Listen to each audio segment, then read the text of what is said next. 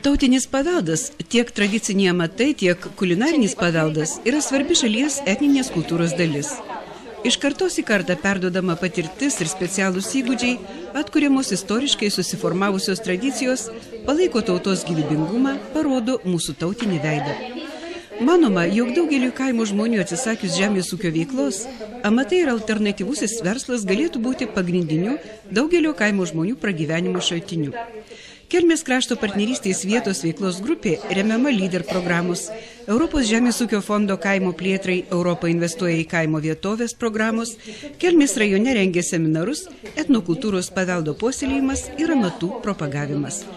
Toks 2 dienų mokymas vyko Lupikų bendruomenėje, kurios moterys ne tik išklausė kulinarinio paveldo fondo direktorės Birutės Imbrasienės paskaitų bei praktinių patarimų, bet į bendruomenę atėjo su savo rankdarbiais, dalijosi vienos su kitomis. Pagal seną tradiciją susirinko į savo namus bendruomenės, bet kai būdavo anksčiau į kažkieno vieną trobą.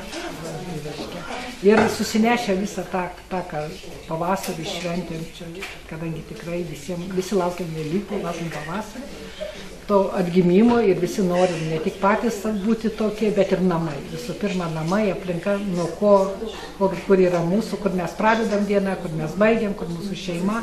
Tai tikrai labai svarbu, kad mes jaučiamės visą dieną kitur.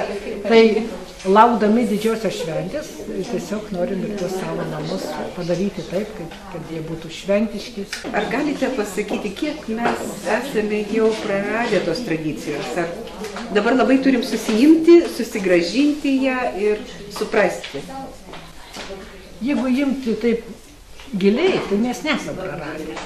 Tai yra pats tas poreikis ir jautimas, kad tai reikia. Galbūt mes tik tai ne visada toj visam informacijos sraute susigaudom, ko mums blaškomis ar dar kažką tai. Ir labai jau ir kiti greitai pastebim, kad kažkas tai rado, kažką tai užtiko. Iš tikrųjų, tiek visur, tiek renginiuose pamatę kažką tai tikrai labai vis dėlto visi supranta ir greitai vertina. Geras, kas nors atrasta, tai nėra nieko naujo, tai yra tiesiog sugrąžinta. Kas buvo, jisai labai greitai randa tiesiog šiuolaikinį pritaikymą, šiuolaikiniam žmogui. Ir aišku, mes negrįšim nei 19, nei dar anksčiau ir šitaip nevaikščiosim, neapsirengę nieko, bet mums irgi reikia taip pat, reikia kaip sakykime, mūsų kaimynai švedai, kai jie pradėjo tą savo, norėdami sutvirtinti savo tapatybę, kas tu esi švedas, tai buvo tiesiog tokia tautinis iššūkis visiems, tai buvo tautinė nuostata, jeigu tu esi švedas, tu turi turėti 3 vaikus, turi turėti savo namuose, nors ir virtuvėje ir šiuolaikinėje aplinkoje, bet kažką tai tradicinį kažkokį rakandą, kurį nebūtinai, kad jį naudosi, bet jisai bus savo vietai, pagarbioj vietoj. Kas aš esu, tai labai svarbu.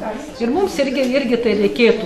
Mes labai dažnai galbūt turim 2 tokias savo bėdas, tai labai dėjuojame, kad mes nieko neturime.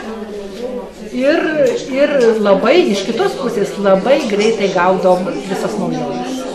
Tai čia daryti lyg tai nenorim, nieko neturim ir tas, kas yra mums visiškai svetima, greičiai užpučiama. Bet aš labai džiaugiuosi kitų, kad reiškia, kiek tenka matyti, bendrauti bendruomenės. Vienas iš tokių gražesnių dalykų. Ir pavyzdžiui, galėtų bendruomenės ir prisijimti. Juk tai yra jau vien tas, kad yra bendruomenė, susitvarko savo namus. Reiškia, tik reikėtų pagalvoti, kągi mes ten darysim, ar mes tikrai turėsim ką veikti visus metus. Ką veiksim, susirinkę, pavyzdžiui, tai yra tas bendruomeninis gyvenimas. Jeigu yra bendruomenė prisima tokią funkciją, kad vyktų tas natūralus gyvenimas, kad būtų tas žodis bendruomenė, kad nebūtų taip, kaip mes kaimo skelbiam kaimo turizmo sodybas, o to kaimo ten tikrai niekur nėra. Tai labai aš palinkėčiau visiems bendruomenės namams, kad tai bendruomenės taptų tą savo funkciją, kad tai būtų bendruomenė.